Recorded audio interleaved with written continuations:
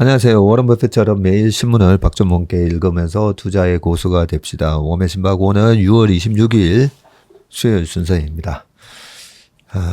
벌써 수요일입니다. 자, 오늘은 기사 바로 좀 들어가도록 하겠습니다. 김필영의 저랑 같이 신문 읽으실래요? 라는 타이틀이 있어서 어떤 내용인가 싶어가지고 먼저 가져와 봤습니다. 불확실한 세상, 안정감을 꿈꾸며 라고 돼 있는데, 자, 일단 누가 쓰셨는가부터 볼게요. 김필영 작가,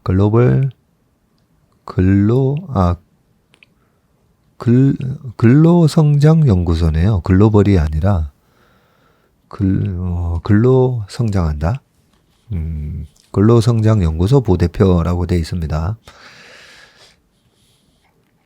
자, 우리 웜의 신박은 워런 버핏처럼 매일 신문을 읽으면서 투자의 고수가 되는 건데, 어떤 내용일까 보겠습니다. 얼마 전 20대 때 매일 가다시피 했던 사우나를 오랜만에 갔다. 외관이 전보다 낡아 있었다. 입구에서 키를 챙겨 2층 여탕으로 올라갔다. 여탕에 들어가니 놀랍게도 15년 전 매점 이모가 그대로 있었다. 네, 목욕탕에 계시는 여탕은 한 번도 안 들어가 봤기 때문에 매점 이모라고 하군요. 우리는 매점 아저씨, 그리고 남탕에는 이발소도 보통 많습니다. 이발소 아저씨도 뭐 거의 그대로 계시죠. 자, 그 이모는 누구보다도 일을 성실하게 했던 분이셨다. 정말 한결같이 그곳을 쓸고 닦았다. 멍하게 있으면 서너 번은 내 발밑에 밀대가 찾아왔으므로 발을 비켜줘야 했다. 커피 한 통 달라고 말하면 덜 달게 라며 미리 알고 눈을 찡긋해 주시던 이모님. 칫솔을 사면서 이모님께 지금도 24시간 영업이냐고 물으니 밤 11시 30분까지만 영업을 한 지 오래됐다고 했다. 코로나 이후 사우나에 사람이 없다며 한숨을 쉬었고 매점 한쪽에는 깨끗하게 씻어놓은 빈 커피통이 줄 세워져 있었고 목욕탕 안에는 손님이 3명 있었다. 그날 이모를 보고 우리가 흔히 말하는 안정적인 일, 안정적인 직업이라는 게 과연 존재하는 것인지, 아니 안정적인 삶이라는 게 있을 수 있는지 의문이 들었다. 오늘 잔잔했던 바다에서 어느 날 갑자기 큰 파도가 다가올 수 있지 않을까? 삶에 아무런 일이 일어나지 않는다고 해서 세상이 움직이지 않는다는 것은 아니다. 경제는 날마다 변한다. 지난 5월 소비자 물가 상승률은 2.7%이다. 4월에는 2.9%, 3월에는 3.1%였다. 미국 시총 순위가 올해만 해도 몇 번이나 바뀌었다. 세상은 늘 움직이니 가만히 있다면 안정적일 수 없다. 변화는 서서히 진행되어도 결국 진행된다. 이분이 주식 투자도 많이 하시나 봅니다. 그죠? 미국의 시가총액이 왔다 갔다 한 걸 다 알고 계시네요. 사우나에 다녀온 뒤 나는 파도를 타는 서퍼처럼 현재에 머무르지 않고 변화 위에 올라타기로 했다. 아주 조금씩 무모해지기로 했다. 신문을 읽고 염두에 둔 미국 주식을 한 주 샀다. 또한 다른 지역으로 이사를 할 계획을 세웠다. 지금 내가 살고 있는 동네는 초등학교 3학년 때부터 쭉 살던 동네이다. 그 동네 토박이다, 그죠? 이 동네를 떠나서 다른 곳에서 살 수 있을까 걱정도 되었지만 지금 사는 곳보다 인프라가 잘 갖춰진 집 중심으로 집값 추이를 살펴보고 있다. 마음에 드는 집이 생기면 바로 이사를 하려고 말이다. 당신은 현재 안정적으로 살고 있는가? 세상 모든 일은 불확실함을 가진다. 안정감이라는 것은 굉장한 힘을 가지고 있지만 어느 순간 신기루처럼 날아가 버린다. 사우나 매점 이모가 사우나에서 커피를 판매할 동안 그 동네에 커피숍이 몇 개가 더 생겼을까? 얼마나 많은 문화가 바뀌었을까? 정치, 경제, 사회, 문화는 결코 가만히 머무르지 않는다. 물가는 상승하고 우리는 한 번도 살아보지 못했던 시대에 앞으로 살게 된다. 지금 파도가 치지 않는다고 안심할 일이 결코 아니다. 당신이 오늘 하루 조금 현재에 머무르지 않고 변화에 올라탈 시도를 한다면 분명히 미래는 바뀐다. 그 길을 신문이라는 도구가 묵묵히 도와주고 있다. 꾸준히 읽어볼 일이다. 네, 세상이 어떻게 변하는지에 대한 창 역할을 하지 않습니까? 그죠? 신문, 그리고 주식시장, 주식창. 그러고 보니까 주식도 주식창이라고 하네요. 주식창을 보면 재밌는 게, 신문은 가끔씩 미래에 어떤 세상이, 어떤 제품이 또 개발될 거다, 뭐 이런 얘기는 있긴 하지만 신문은 기자분들이 늘 팩트 체크를 해서 적는 습관이 있다 보니까 이 소설처럼 쓸 수는 없습니다. 그죠? 그래서 뭐 그저께 있었던 화재 사고라든지 어제 주식시장이 어떻게 변했는지 그런 팩트에 기반한, 어떻게 보면 이미 지나간 일들이죠. 지나간 일에 대한 우리가 놓치고 있었던 이런 일도 있었다라는 걸 신문이 잘 말해준다면, 주식은 앞으로 다가올 미래는 이런 세상이 될 거야 라고 주식창에서 얘기를 해주니까 그래서 재밌는 거죠. 근데 우리가 신문을 왜 워런 버핏은 계속 신문을 읽는가? 이 세상의 변화에서 경쟁 구도인 거죠. 그래서 오늘 기사에서 화웨이 그리고 틱톡 바이트 댄스 미 설계 기업 손잡고 AI 반도체 개발 나선다. 뭐 이런 기사들을 다루는 이유가 계속 경쟁 구도가 바뀔 수가 있는 거거든요. 그래서 팩트에 기반한 현재 다른 회사들이 어떤 일들을 하고 있는지를 보면서 내가 투자하고 있는 기업의 미래의 기업 가치가 좋아질 수도 있고 안 좋아질 수도 있으니까 그걸 빨리 판단을 해서 기업 가치가 내가 생각했던 것보다 안 나온다라고, 앞으로 미래의 성장 가치가 안 나온다고 하면 주식을 파는 거고요. 생각했던 것보다 뭐야 이거 더 잘 나오네 이럴 때는 계속 끌고 가는 거고요. 그런 측면에서 주식 투자를 하시는 분들은 반드시 신문 기사를 읽어야 됩니다. 대부분은 신문 기사를 안 읽고 뭐 하고 계시죠? 네이버 종토방이나 이런 데 가서 내가 투자하고 있는 기업만 보게 되잖아요. 그래서 실제로 그 기업이 속해 있는 그 산업의 경쟁 구도를 잘 안 보게 됩니다. 그 기업이 영위하는 산업의 성장성만 체크를 하지 경쟁 구도를 체크하지 않다가 산업의 성장성은 예상대로 갔는데 결국은 경쟁 구도에서 밀리면서 주가가 폭락하는 경우가 많습니다. 그래서 우리가 신문을 꼬박꼬박 읽어야 됩니다. 아무튼 꾸준히 읽어볼 일이다. 결론은 똑같습니다. 불확실한 세상, 안정감을 꿈꾸며. 불확실한 세상, 안정적인 투자를 꿈꾸며.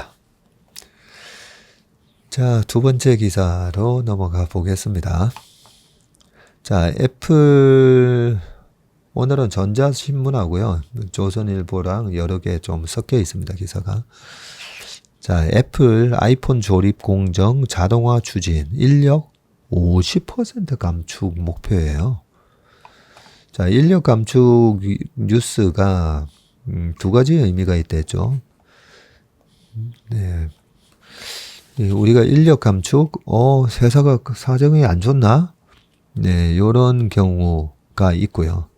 또 하나는 뭔가 생산의 혁신이 이루어지면서 이 정도 인력 없어도 사람을 줄여도 충분히 아웃풋이 나오면서 인풋 대비 아웃풋이 높아지면서 오히려 생산성이 향상되는 그런 그런 측면에서 또 인력 감축이 있을 수가 있습니다. 자, 뭔가 한번 보겠습니다. 애플이 아이폰 조립 공장 노동자 인력을 50%까지 줄이는 방안을 추진하는데, 지난 22년 폭스콘 소요 사태로 한번 아이폰 생산 차질을 빚었던 경험을 반복하지 않겠다는 의지로 풀이된다. 애플은 자체 공장이 저게 없죠. 폭스콘하고 어디 이렇게 해가지고 위탁 생산을 시킵니다. 25일 디인포메이션 등 외신에 따르면 애플은 높은 초기 비용으로 미뤘던 공급망 생산 자동화 프로젝트를 재가동했는데, 이를 통해서 아이폰 조립 라인 작업자를 최대 50% 수준으로 줄인다는 목표를 수립한 것으로 전해졌고요. 애플의 이 같은 결단은 지난 22년 11월 협력업체 폭스콘 공장에서 발생한 소요 사태 때문인데, 당시 폭스콘의 쩡저우 공장은 코로나 방역 조치에 반발한 근로자들의 이탈과 시위, 임금 지급 소요 여파로 제품 생산에 차질을 빚었다. 폭스콘 쩡저우 공장은 전 세계 아이폰 출하량의 70%를 담당하는 곳이라고 합니다. 저도 그때 무슨 소요였었지, 뭐 때문이었지 기억이 안 났는데 22년도에 11월이었죠. 그때 중국의 시진핑의 3년임을 결정을 하는 이 공산당 대회를 앞두고 생뚱맞게 코로나 다른 데는 다 이제 리오프닝 다 끝났는데, 그죠? 엔데믹으로 다 전환을 해서, 그런데 생뚱맞게 중국이 22년 한 5월 달부터 엄청나게 코로나 방역을 다시 강화를 하면서 정말 참 말도 안 되는 그런 격리 조치를 했었죠. 그게 시진핑의 10년이 끝나고 원래는 다시 덩샤오평의 유언대로 새로운 지도자한테 넘겨줘야 되는데, 그걸 갖다가 이제 장기 집권으로 들어가기 위해서 하면서 이 코로나를 아주 많이 이용을 해먹었습니다. 그래서 저는 솔직히 2019년도에 우한 코로나 바이러스라고 했었잖아요. 우한에 있는 생명공학 연구소에서 이와 같은 코로나 실험을 했었다라는 기록도 있고, 그래서 저는 중국에서 의도적으로 시작됐다라고 저는 생각합니다. 그냥 제 개인적인 생각입니다. 왜냐하면 그때 당시에 홍콩에서 우산혁명이 어마어마했고요. 그게 막 대륙으로 넘어오려던 차였었거든요. 그래서 저는 그때 뭐 전 세계가 과연 제2의 천안문 사태가 발생을 하는 건지, 1989년 이후로 거의 뭐 30년 만에, 그죠? 그런데 갑자기 우한 코로나 바이러스가 빵 터지면서 한 방에 다 그 우산혁명을 한 방에 잠재웠습니다. 자, 그러면서 20년 한 5월 달이었나요? 코로나 터지고 3, 4, 5 그 난리통에 홍콩 보안법이 통과가 되죠. 그러면서 지금 홍콩 우산혁명 거의 뭐 그냥 멸균 됐죠. 완전히 멸균 조치 됐고요. 그러면서 이 폭스콘 공장에 아마 그래도 일하는 분들이 그나마 좀 의식이 있는 분들이다 보니까 그때 당시에 이탈과 시위, 이런 폭동이 있었다라고 생각을 합니다. 자, 애플은 폭스콘 공장 소요 사태로 인해서 아이폰 14 프로 라인업 생산량 30%가 줄어드는 타격을 입었었고요. 소요 사태가 벌어진 4분기가 아이폰 신작 실적에 큰 영향을 끼치는 만큼 매출 피해도 컸던 것으로 전해진다.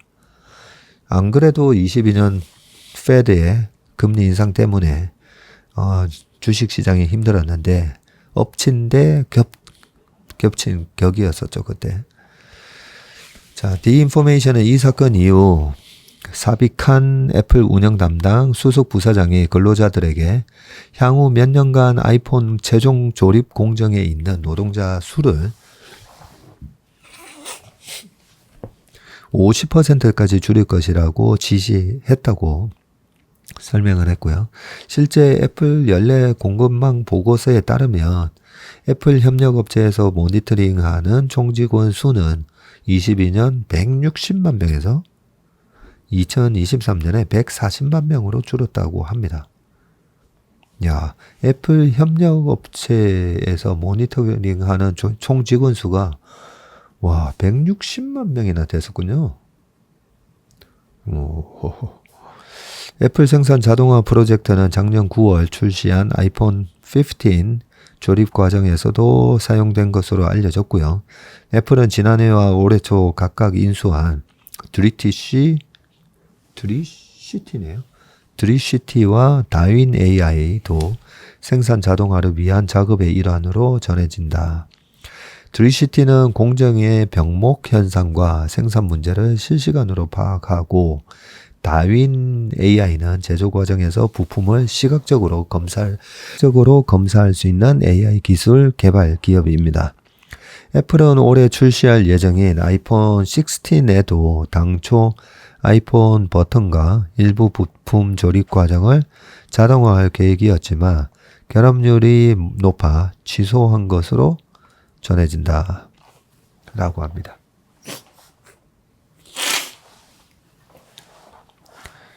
저 같은 경우에는 위에 이 에어컨이 나오는 곳을 다 스카치 테이프로 다 막아 놓는데, 얼마 전에 여기 왔다 가신 분들이 뭔가를 하고 나서 이 스카치 테이프가 다 뜯어져 있군요.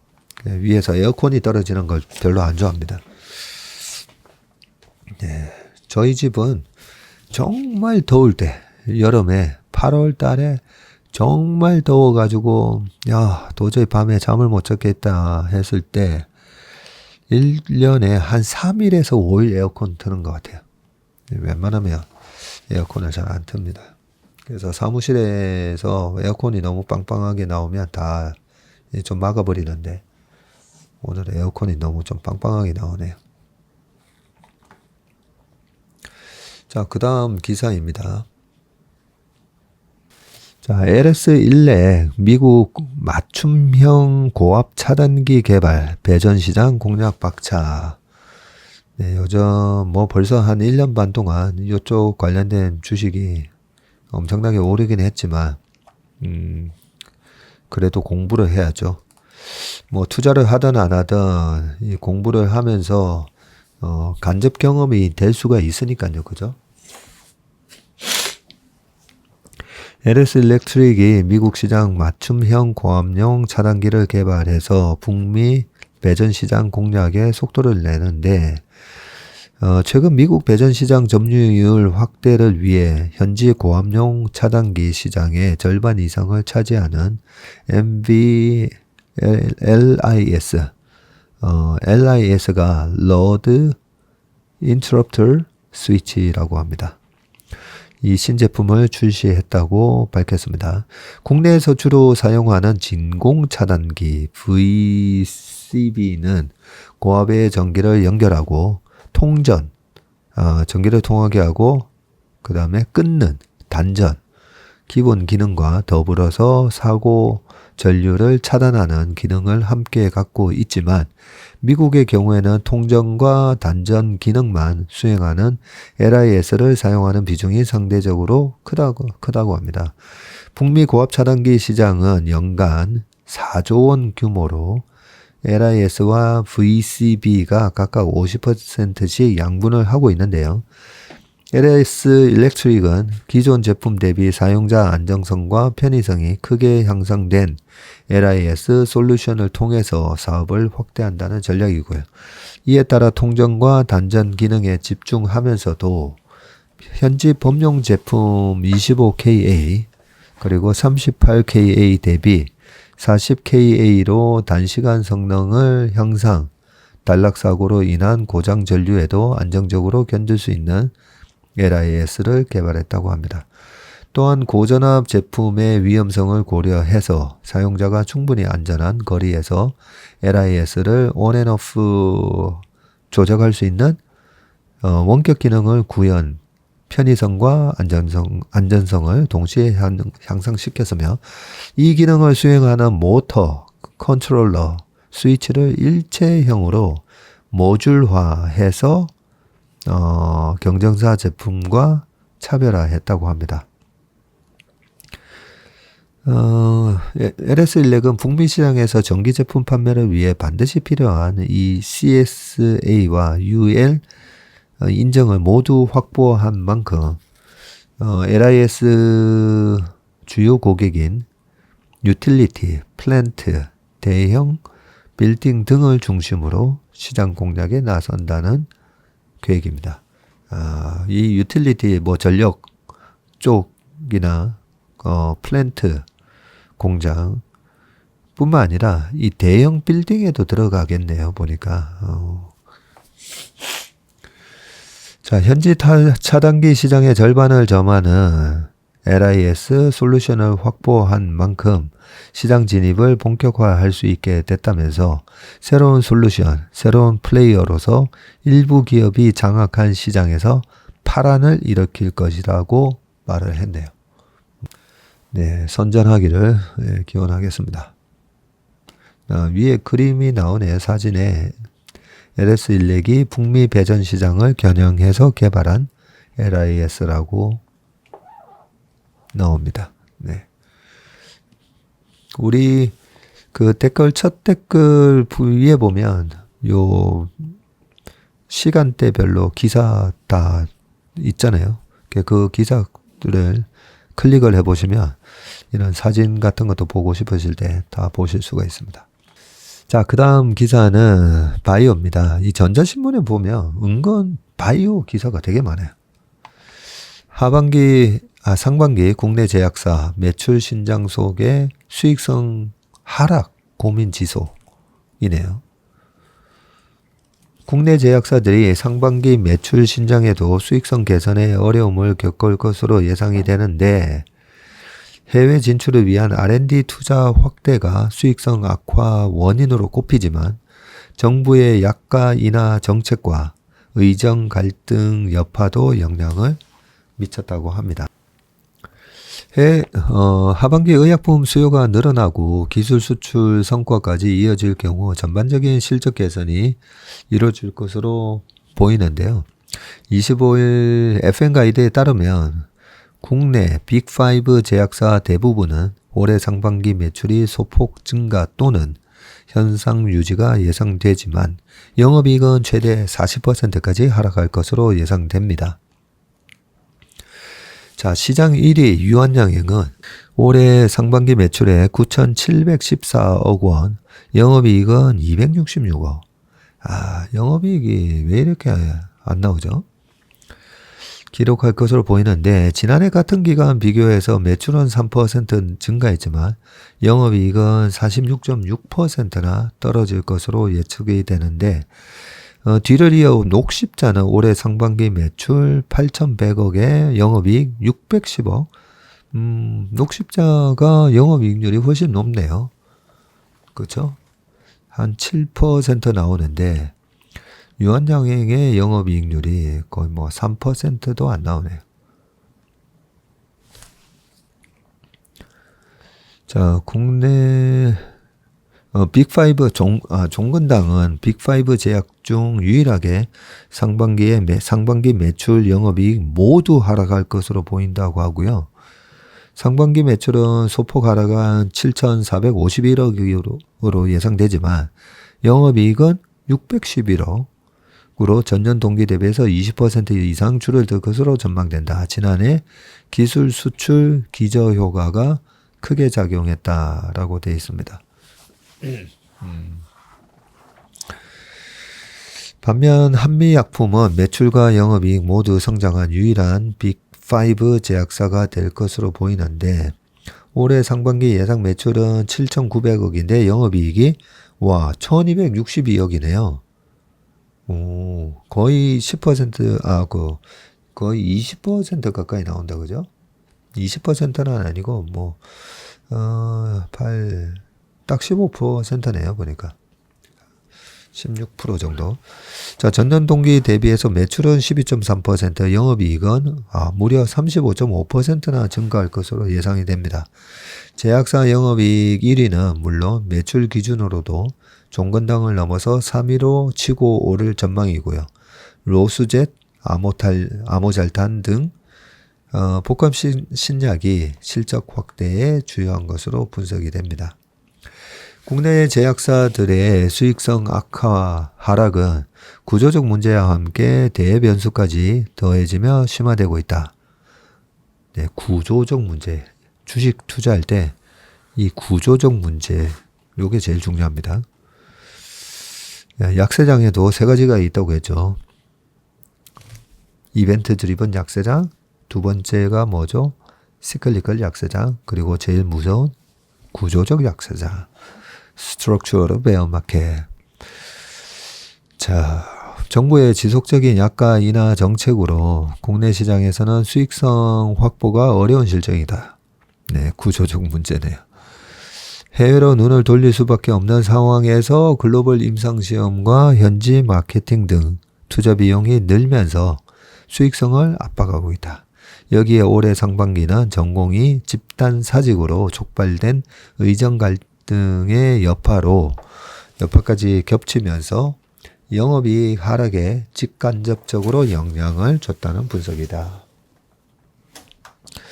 전문가들은 국내 제약사들이 해외 진출에 사활을 걸고 있는 만큼 수익성 하락은 불가피하다고 내다보는데, 다만 이 과정에서 초기 단계임에도 적극적인 기술 수출로 자금을 확보하고 이를 R&D에 재투자하는 선순환 구조 구축이 중요하다고 강조한다.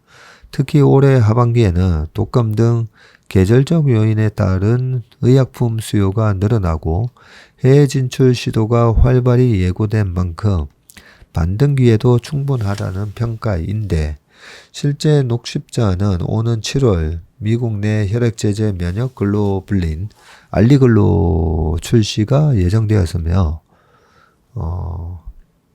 알리글로 하니까 무슨 스파게티 이름 같네요. 유한양행 역시 이러면, 그러고 보니까 점심시간이 다 돼가서 그런 것 같습니다. 유한양행 역시 이르면 8월 미국 FDA로부터 폐암 항암 신약 렉나자 허가 여부가 결정될 것으로 보인다. 네, 요거 때문에 유한양행이 실적은 안 좋은데 주가는 막 52주 신고가를 막 낼 듯 말 듯 했었었죠. 요즘 주가가 어떻게 됐는지는 못 봤는데요. 폐암 항암 신약 렉나자 허가 여부가 있고요. 대웅제약도 최근에 보툴리움 톡신인 누시바를 유럽 5개국에 출시했으며 위 식도 역류 질환 신약인 팩스클루도 하반기 글로벌 판매 지역 확대를 추진 중이라고 합니다. 정윤택 제약산업전략연구원 대표는 하반기는 전반적인 의약품 수요 확대 속에서 상반기에 이어 기술 수출 사례가 이어질 것으로 보이는데, 국내 빅파마를 중심으로 다양한 라이센스 아웃이 발생할 경우 기술 수출 성과가 정점이던 2021년 수준으로 회복할 가능성이 있다고 전망했습니다. 네. 우리나라 제약, 제가 94년도 8월 달에 여의도에 자문사로 입사를 해서 옛날에도 보면 항상 이 바이오 테마는 있었던 것 같습니다. 근데 지금 생각해 보면, 옛날에 우리가 겨우 제네릭이라고 그 케미컬 베이스의 약 있잖아요. 개보린이라든지 타이레놀 이런 것들 다 케미컬 베이스의 약인데, 그런 약들이 특허가 끝나면 특허가 끝난 걸 똑같은 성분으로 만드는 그런 제네릭을 만들어서 그걸로 많이 팔아먹으면서 지금의 제약회사가 됐는데, 물론 동아제약 같은 경우에는 이제 바카스 팔아가지고 네, 돈을 많이 벌었었고요. 네, 이런 수준의 제약회사가 신약 개발을 해서 글로벌하게 그런 블록버스터급의 신약을 개발하는 회사가 되기 위해서 여러 가지 뭐 신약 개발을 한다가 90년대부터 있었는데 그 오랜 시간에 30년이 넘는 그 오랜 시간 동안에 어느 정도의 성과가 있었냐라고 보면 좀 되게 초라하죠, 보면. 그래서 한편으로는 그동안에 이 제약바이오 투자를 적극적으로 안 한 게 참 다행이다 생각도 들고요. 그런 걸 오랫동안 30년 보다 보니까 제약바이오가 언제 이렇게 주가가 올라 그쪽 섹터에 바람이 부는지는 대충 보이긴 하는데 그래서 작년 뭐 7월 달에 항상 2차전지 질문이 있을 때에도 김 작가 나가서 뭐가 유망해 보이느냐 했을 때 워낙 이제 빈집에다가 이 제약바이오의 그 테마는 항상 반복이 되니까요. 그리고 금리가 인상하는 기간 동안에는 고금리 상황에서는 아무래도 임상하는데 돈이 많이 들어가거든요. 예, 그런 측면에서 주가에 주가를 억누르는 그런 작용을 했을 건데 뭐 금리가 이제 인상이 멈추고 인하가 된다라고 하면 제약바이오가 움직일 게 너무 뻔히 보이긴 하더라고요. 근데 어떤 주식이 오를지는 모르는 겁니다. 근데 이번에 보니까 이번에는 알테오젠이었더라고요. 그죠?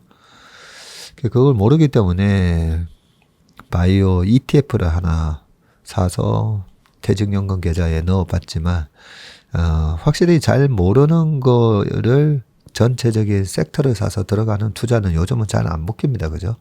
같은 섹터 내에서도 롱숏이 워낙 이제 활발하게 투자가 이루어지기 때문에. 네. 근데 내가 잘 모르는 분야에 가서 돈을 벌려고 하지 마라. 이게 제가 자문사에 들어와서 처음 배운, 주식의 고수.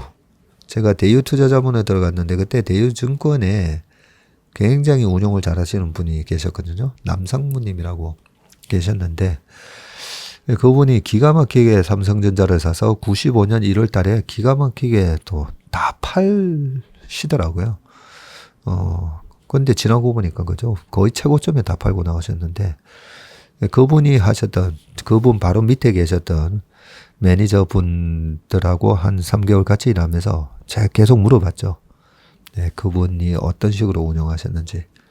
근데 그분의 운영 노하우 중에 하나 말씀해 주셨던 게 뭐냐면, 네, 남의 잔치에 가서 얻어먹을 생각하지 마라. 네, 그 남의 남의 잔치가 뭘까라고 생각해보면, 네가 잘 모르는 분야, 네가 잘 모르는 기업, 네가 잘 모르는 섹터 들어가가지고 얻어먹는다는 게 참 요행으로 사실 수익을 내려고 하는 거잖아요. 그 말씀을 늘 하신다고 그러더라고요. 그래서 그분은 반도체 삼성전자를 기가 막히게 사서 기가 막히게 또 고점에서 팔고 나오셨구나 라는 생각이 들고 저희 회사 직원들한테도 제가 요즘 많이 얘기를 합니다. 자동차면 자동차 아니면 반도체면 반도체 우리가 운용을 할 때 필살기가 있어야 된다는 거죠. 제가 필살기 얘기 많이 하잖아요. 네. 절대 다 맞출 수는 없습니다. 다 맞출 수는 없는데 하다 보면 안 되고 되고 뭐 그럴 수는 있는데 나만의 필살기가 있어야 됩니다. 그래서 저는 우리나라 국내 투자자분들이 저는 제가 미국에서 그 자메이카의 출신의 매니저한테도 얘기했지만 우리가 투자는 확률 게임이거든요. 확률적으로 굉장히 유리하게 만들어 놓고 투자를 들어가야 되는데 어떤 산업을 선택할 건가 투자하기에 굉장히 유리한 환경을 미국 정부가 만들어 놓은 게 바로 반도체라는 거죠. 반도체 이 생태계가 이 경쟁 구도가 깨지지 않게끔 유지를 하고 있고 그 경쟁 구도에서 미국 정부가 원하는 대로 삼성전자의 실력을 키워주고 이번에는 하이닉스의 실력을 키워주고 그건 아니잖아요. 그 산업을 중국으로부터 보호는 해주지만 그 안에서 얼마나 잘하느냐는 그 기업이 하는 겁니다. 네, 근데 아무리 그 기업이 열심히 해도 그 산업 전체가 레드오션이면 아무리 용을 써도 안 되는 거거든요. 네, 뭐 제약 바이오 얘기하다가 또 3,000% 빠졌는데, 네, 필살기. 네, 그래서 우리나라 제약 바이오가 그동안에 꾸준히 그래도 주식시장에서는 참 많은 돈을 지원을 해줬잖아요. 예, 지원을 해줬는데 그 많은 투자자들이 돈을 지원을 해줬지만 참 많은 실망을 끼쳤지만 네, 이제는 그 성과가 나올 때도 됐다라고 봅니다. 그래서 우리나라 제약바이오도 반도체처럼 글로벌 탑티어로 올라서기를 바라겠습니다. 보니까 그 밑에 다 읽었다, 그죠? 예, 다 읽었네. 자, 이번에는 화웨이 얘기입니다. 중국의 삼성 하면 화웨이잖아요. 네, 그래서 우리가 잘 알아야 됩니다. 네, 화웨이는 어차피 비상장이기 때문에 투자할 수도 없지만 이 화웨이가 엄청나게 강력한 경쟁자가 될 수가 있기 때문에 이 화웨이가 뭘 어떻게 하는지 우리가 잘 알고 있어야 됩니다. 자, 1분기 순이익 564% 급증을 했다고 하고요. 부품, 소프트웨어 등 첨단 생태계 조성, 폴더블 스마트폰도 올해 첫 선두. 25일 중국 베이징의 번화가인 꼬마오 예, 화웨이 전자제품 매장은 공사가 한창이었다. 올해 초까지 미국 애플이 있었던 자리를 화웨이가 차지하고 통합 확장 작업을 하는 중이다. 화웨이 매장 직원은 우리 매장은 전략적으로 애플의 옆자리를 사수해 왔는데 제품의 인기가 높아지면서 애플을 밀어내는 일이 생기고 있다고 했다.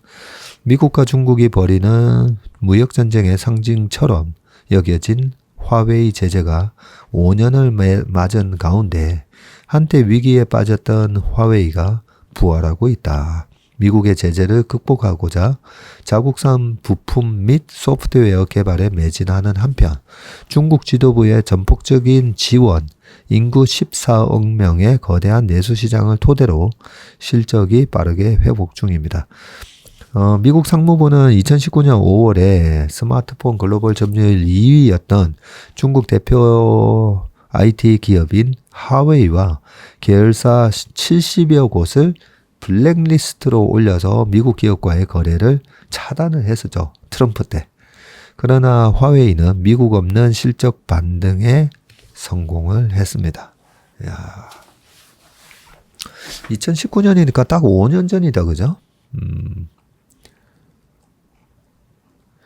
미국 제재로 화웨이는 첨단 반도체 부품 및 구글의 OS인 안드로이드를 쓸 수 없게 되면서 수출이 막히고 매출이 급감을 했었는데요.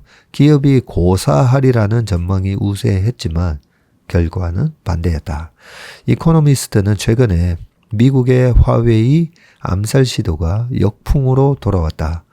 역설적이게도 미국 제재는 화웨이를 오히려 강하게 만들었다고 보도했고요.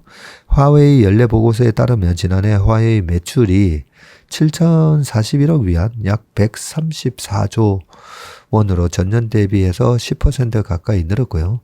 삼성의 작년 매출이 260조 정도였으니까 딱 절반 정도였다, 그죠? 그리고 미국 인텔의 1.8배 수준이다. 야, 작년에 인텔이 너무 못했었나 보네요. 1.8배면 작년에 인텔이 한 75조, 80조밖에 매출을 못했었나 봅니다. 자, 제재 전에 매출 8,588억 위안에는 여전히 못 미치지만 증가세는 거세다. 올해 1분기 순이익이 전년 동기 대비해서 564% 급증한 197억 위안을 기록했다. 지난 1분기에 화웨이는 삼성의 발명품으로 여겨졌던 폴더블 스마트폰 분야에서 처음으로 세계 1위에 올랐고 스마트워치는 삼성을 제치고 애플 다음인 2위에 등극을 했다. 야, 폴더블 스마트폰으로도 1위가 됐네요. 지난해 미국 제재를 뚫고 중국 최대 파운드리 SMIC와 손잡고 생산한 7나노 반도체 덕분에 유럽, 남미 등의 수출이 늘면서 세계 스마트폰 시장에서도 주류로 다시 발돋움하고 있고요. 화웨이가 중국 완성차 기업과 손잡고 만든 전기차 브랜드 아이토는 올해 1월 중국 시장 2위를 차지했네요. 화웨이가 중국 완성차 기업과 손잡고 만든 브랜드가 아이토군요. 야, 33,000대나 팔렸다고 합니다. 1월에. 지난 21일 위청둥 화웨이 소비자 부문 CEO는 광둥성 둥관에서 열린 컨퍼런스에서 독자적인 모바일 OS인 훅멍 이용자가 9억 명에 달한다고 밝히면서 미국의 제재를 받은 지난 5년 동안 화웨이는 산 넘고 바다 건너 우리만의 은하를 이뤘다고 했다. 훅멍 OS는 1분기를 기점으로 중국 시장에서 애플 iOS를 제치고 안드로이드에 이은 2위에 올라섰고요. 위충둥은 훅멍이 세 차례 업그레이드를 거친 끝에 100% 중국산 OS로 거듭났다는 점도 강조를 했습니다. 안드로이드 짝퉁이란 평가에서 벗어나서 독자 기술과 디자인을 입히고 앱 개발자 220만 명, 220만 명을 거느린 OS로 만들었다고 합니다. 미국이 화웨이를 블랙리스트에 올린 지 3개월 만인 2019년 8월 훅멍이 처음 출시됐을 당시만 해도 예상하기 어려웠던 일이다. 자, 자사 제품과 소프트웨어에 의해 쓸 미국산 대체제 또한 가열하게 발굴 개발했다. 가열하게? 가열차게 아닌가요? 자, 화웨이는 지난 5년간 제품에 사용되는 부품 13,000개를 외국산에서 중국산으로 교체했다고 밝혔는데 지난해 9월 출시한 메이트 60 프로는 부품의 약 70%가 중국에서 생산이 됐고요. 2019년에는 25%만 중국산이었다고 합니다. 중국의 반도체 자립도 화웨이가 구심점이었고 제재 이후 화웨이는 팹리스에 주력할 뿐만 아니라 반도체 장비 소재 패키징 등에 집중 투자하면서 자생적인 반도체 생태계를 만들었다네요. 최소 107개의 기술 기업에도 투자했는데 중국 최대 음성 인식 기업인 아이플라이텍의 AI 모델은 전적으로 화웨이의 칩을 기반으로 훈련이 됐다고 합니다. 화웨이가 미국 제재를 뚫은 칼은 R&D였다는 평가가 있고요. R&D 굴기는 숫자로 드러나는데 매출이 삼성전자의 절반임에도 지난해 삼성 28조 원보다 많은 31조 원을 R&D에 쏟아부었군요.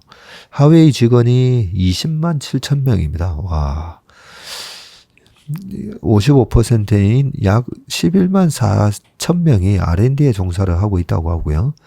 화웨이 직원은 21년보다 12,000명 늘었네요. 오히려 미제재로 중국 내 사업을 축소한 MS 등 글로벌 기업의 기술 인력을 대거 흡수했다고 합니다.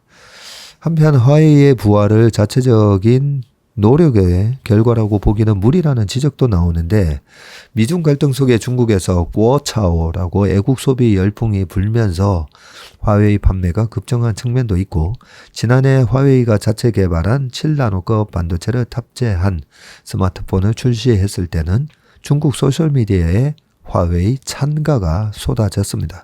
중국 정부가 지난해 공무원들에게 아이폰 사용 금지령을 내렸다고 알려지기도 했고요. 올해 1분기 중국 스마트폰 시장에서 화웨이의 판매량은 전년 대비해서 약 70% 증가한 반면에 아이폰은 같은 기간 판매량이 19% 감소했습니다. 근데 오늘 아침에 왕 차장이 얘기해준 그 6.18 약간 11월 달에는 광군제가 있고 그죠? 6.18 그 세일을 하는 그 이벤트에서는 애플 핸드폰이 1등을 했다고 얘기를 들은 것 같습니다. 거의 가격을 뭐 한 70만 원에 팔았대요. 130만 원짜리를. 자, 파이낸셜 타임즈에 따르면 중국 정부는 화웨이에 22년 한 해 동안 전년의 2배 수준인 65억 5천만 위안을 보조금으로 지급을 했고요. 화웨이의 전체 매출에서 해외 매출이 차지하는 비중은 제재 이전이 2018년에 52%에서 지난해 33%로 낮아졌지만 중국 내 사업 실적이 개선되면서 같은 기간 영업이익률은 기존 8에서 한 9%였는데 와 14.8%로 올라왔네요. 자, 군인 출신인 화웨이 창업자 런정페이는 실제로 전쟁처럼 회사를 운영하고 있다고 합니다. 전쟁 맞죠? 지금은 경제 전쟁이 뭐 계속 벌어지고 있는 거 아니겠습니까? 그죠? 그는 때때로 살아남기만 하면 미래가 있다. 총을 들고 전투에 나가자라고 하는 등 미국에 정면 대항한다는 의지를 드러내고 있습니다. 베이징의 한 정부 관계자는 화웨이를 통해서 중국 지도부는 미국의 압박 속에서도 기업이 생존할 수 있는지를 테스트했고 그 결과 중국은 이미 미국의 기술 봉쇄를 뚫었다고 자체적으로 평가하고 있다고 합니다. 네.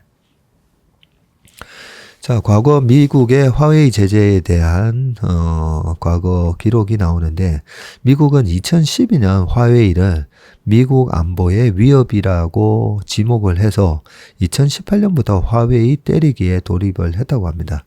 2018년 화웨이에 미 국방부 납품을 금지를 했고요.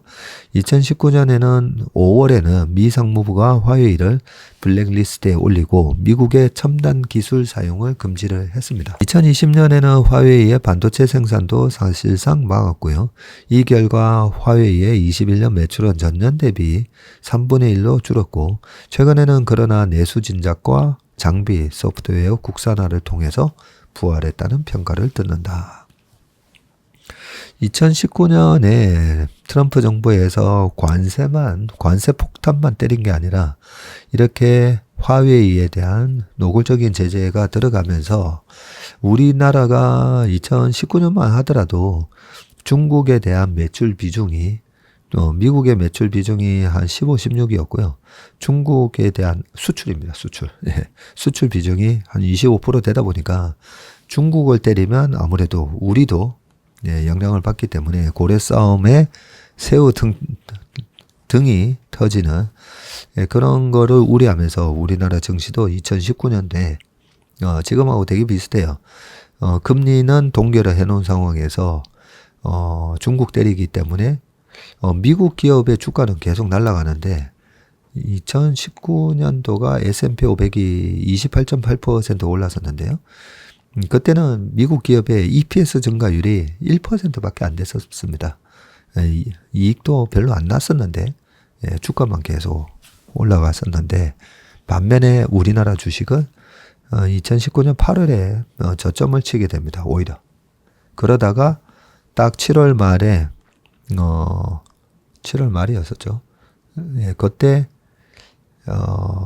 미국 페드의 금리 인하가 시작되고요. 8월 달에 트럼프가 한 번 더 그 관세 폭탄을 하면서 금리 인하에도 불구하고 우리나라 주식이 한 번 더 확 밀리거든요. 그랬다가 그때부터 주가가 랠리가 있으면서 결국 2019년도에 우리가 코스피가 한 6.7% 올라서 끝났던가요? 한 7% 정도 오르고 끝났었습니다. 기사가 하나 더 남았다, 그죠? 야, 처음 시작할 때 서론이 거의 없었는데 벌써 50분이 됐네요. 자, 틱톡의 중국 바이트댄스, 미국 설계 기업 손잡고 AI 반도체 개발한다고 하거든요. 근데 웃기지 않습니까? 네, 중국의 바이트댄스가 미국 설계 기업하고 손잡고 AI 반도체 하는데, 자, 미국의 반도체 설계 업체 브로드컴입니다. 브로드컴이 5나노급 반도체 생산을 위해 협력하기로 했다는 보도가 나옵니다. 두 나라가 5나노 이하 최첨단 반도체를 함께 개발하기로 한 것은 지난 22년 미국이 중국에 대한 최첨단 반도체 수출 규제를 도입한 이후 처음 있는 일이고요. 익명의 소식통을 이용해서 바이트댄스가 AI 반도체의 공급 안정을 위해 미국 업체 브로드컴과 제휴하기로 했다고 로이터가 보고를 했네요. 로이터는 두 기업의 협업으로 바이트댄스는 반도체 조달 비용을 절감할 수 있고 AI 개발을 위한 고성능 반도체의 안정적인 공급도 보장받을 수 있게 됐다라고 하는데, 두 기업이 손잡고 개발한다는 첨단 반도체는 선주문을 넣어서 맞춤형으로 만드는 주문형 반도체라고 하고요. 바이트댄스는 생성형 AI 서비스와 알고리즘 개선 등을 위해서 첨단 AI 칩 공급이 대거 필요한 상황이라고 하고요. 해당 반도체가 대만 최대 파운드리인 TSMC에서 만들어질 전망이라고 합니다. 다만 연내 생산이 이루어지기는 힘들 것이다 라고 전했습니다. 22년부터 시작된 미국의 대중국 AI 반도체 제재를 위반하지는 않을 거라고 하고요. 미국의 제재로 화웨이가 대만 TSMC로부터 반도체 납품을 못 받게 됐지만 다른 중국 기업들은 여전히 TSMC의 반도체 위탁 생산을 맡길 수가 있다고 합니다. 또한 이번에 제조하는 반도체는 엔비디아가 과거 중국 시장을 위해 특별 제작한 첨단 반도체처럼 기술적으로 규제망을 피하는 제품이 될 것으로 보인다고 합니다. 상무부는 지난 22년 10월 중국군이 AI 반도체를 군사용으로 사용할 수 있다는 이유를 들어서 반도체 중국 수출을 금지를 했었습니다. 자, 마지막 부분만 볼게요. 앞서 바이트댄스는 자회사 틱톡에 대한 미국의 제재 강화로 어려움을 겪은 바 있는데, 지난 3월 미 하원은 소위 틱톡 규제 법안이라고 불리는 외국의 적이 통제하는 앱으로부터 미국인을 보호하는 법안을 통과를 시킨 바가 있고요. 해당 법에는 틱톡 모회사인 바이트댄스가 6개월 안에 미국 내 사업권을 매각해야 하고, 매각하지 못할 경우에는 구글이나 애플에서 틱톡 앱 제공을 못하는 내용이 포함되어 있었습니다. 참 복잡하다, 그죠? 네, 제재를 하는 속에서 또 기업 간에는 또 협업을 하기도 하고, 그래서 이 경제 전망이 어려운 겁니다. 경제 전망은 절대 함부로 하면 안 됩니다. 살아서 움직이면서 그 어떤 정부의 규제가 있으면 또 그걸 피해서도 협업도 이루어지고 뭐 이러기 때문에 재미난 기사를 오늘 읽었네요. 오늘 웜의 신박은 여기까지 하겠습니다. 오늘 하루도 행복하고 건강한 하루 되시길 바라겠습니다. 고맙습니다.